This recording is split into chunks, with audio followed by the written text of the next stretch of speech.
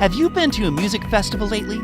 Don't you wish you could hear live music without having to crawl into a fly-blown butthole of bohemian dinge, a mildewed hovel of depraved humanity where reachy hipsters converge to ritually defile the festering corpse of personal hygiene?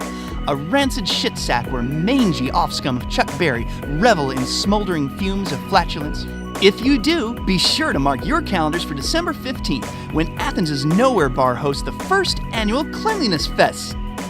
Immaculately conceived by international pop sensation The Shut-Ups, the Cleanliness Festival provides, if only for a few hours, an escape from the loose morals, the questionable grooming habits, the vulgar exhortations to commit graffiti, and the lurid invitations to contract low-grade venereal diseases that plague 21st century nightlife. Though as of yet no additional bands have been confirmed for the show, the Shut-Ups have assured the public that all participating musicians will meet the strictest standards of personal cleanliness and professional etiquette.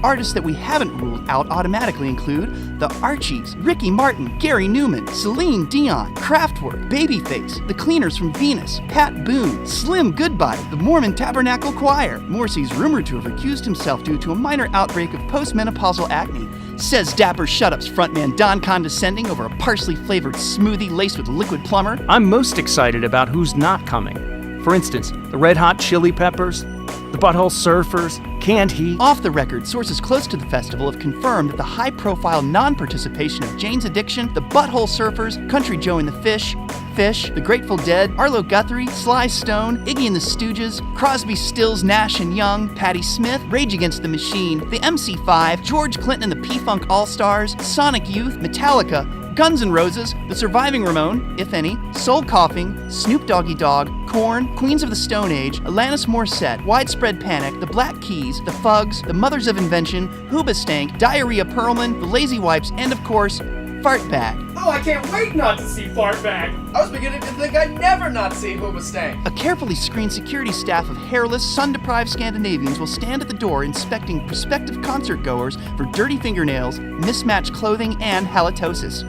Trained bloodhounds will sniff crotches and armpits. There will be random and targeted lice checks and an absolute prohibition on plaids and dreadlocks. Those wearing strong cologne will be presumed to be hiding something shameful. Even if you make it past the bloodhounds, there is no guarantee that you will be admitted, or that once admitted, you will be allowed to stay. So please, please remember to anchor whatever you wear so securely that nothing can possibly come loose. And be sure to take your own clothes and don't borrow other people's. Oh, and never wear the same suit or the same pair of shoes 2 days running. Our professional fault finders have been instructed to ask prospective concert goers if, in fact, they have worn the same suit or shoes 2 days running. Those who answer in the affirmative will be denied admittance. Those who answer in the negative will also be denied admittance because, assuming that they're liars, that's what they would say, isn't it? Accessories must not be out of proportion to the rest of your outfit. Don't cover yourself with chains, fobs, scarf pins, lodge emblems, body piercings, etc. As you know, a swarthy-skinned person must make sure his clothes have some red or yellow in them. A very sallow person in pale blue or apple green looks like a well-developed case of jaundice, and the fault finders apparently have a good eye for jaundice. Men should choose a plain dark or dust color. Don't wear checks or have slant pockets or eccentric cuffs or lapels. Their faces must be close-shaved or freshly waxed, and their hair newly barbered, their linen immaculate, and their clothes pressed in heavy steam. Their shoes must shine like old mahogany, but be careful, there's nothing worse than over-conspicuous footwear. Ladies, you may wear a single white carnation or a few violets in your buttonhole, but no other trimming. You must not wear your hair fluffed, but rather pulled slightly back as though you were skinning a rabbit. No woman who is past 40 looks good in a cut-off evening dress. And don't, under any circumstances, distort your figure into a grotesque shape. Anyone inclined to be fat must proceed with caution. Very tight clothes make fat people look fatter. Satin is a bad material, since highlights are too shimmeringly accentuated. Avoid sequins if at all possible. Heavy ankles, needless to say, should never be clothed in light stockings and dark shoes. And elderly women should not wear grass green or royal blue or purple or any hard color that needs a faultless complexion. On the other hand, pink and orchid are often very becoming to older women. Because a woman is no longer young is no reason why she should stay home, unless she's fat. Though it is quite correct for gentlemen to speak to a lady who is a friend of his, he should not speak to a lady with whom he has had only a slight acquaintance, nor does good taste permit conversation during the performance or during the overture. Those arriving late or leaving before the final curtain must do so as quietly as possible and always without speaking. Always face the stage and press as close as possible to those directly in front of you.